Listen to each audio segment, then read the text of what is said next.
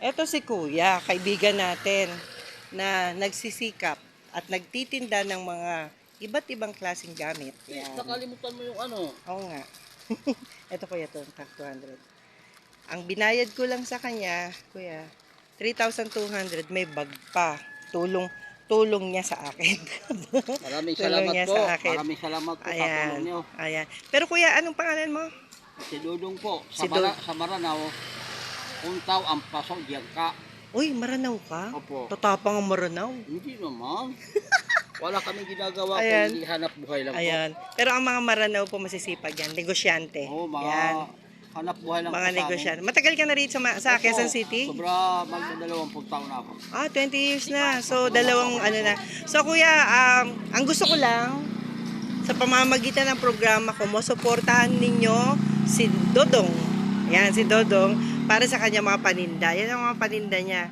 At madalas ko siyang makita, nag-iikot-ikot dito sa lugar namin. Kaya nagpapasalamat ako sa kanya. Kasi alam niyo yung mga negosyante, yan na dapat sinusuportahan. Maliliit na negosyante para sa magandang kinabukasan natin.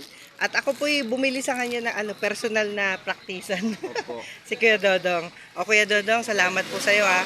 At saka, Salamat din po, ma'am. bawal magkasakit. Opo. Hindi ka pwedeng magkasakit, Kuya.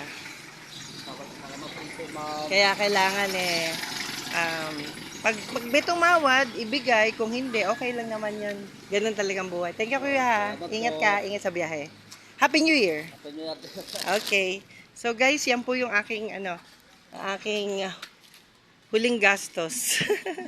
Yan, wala tayong budget pero yan si Kuya nagtitinda ng mga sari-sari para sa New Year. Ayan. Okay, bili na kayo, bili na kayo. Okay, so guys, maraming salamat po sa lahat. Yan. Okay, Kuya, ingatan mo pera mo. Bye-bye.